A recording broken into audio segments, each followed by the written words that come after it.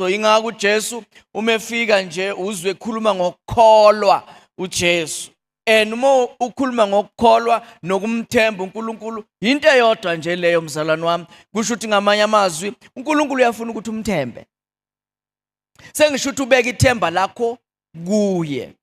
Uyazi ukuthi uma ubeka ithemba lakho kuNkulunkulu usuke ubonisa ukuzithoba. Nikhona abazalwane.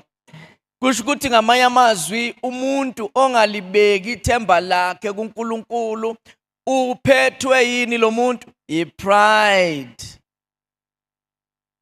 So ukuphakama ukungafuni ukubeka ithemba lakho kuNkulunkulu. Ukuphakama, tshela umakhelwane uphakeme na ungalibeki ithemba lakho kuNkulunkulu. So kusho ukuthi ngamanye amazwi bazalwane kukhona ukuphakama umuntu ephakamela abantu.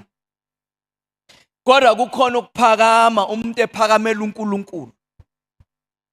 And ungayithatha light ucabanga ukuthi ayikho lento, ikhona lento bazalwane. Baningi abantu abaphakeme bephakamela uNkulunkulu.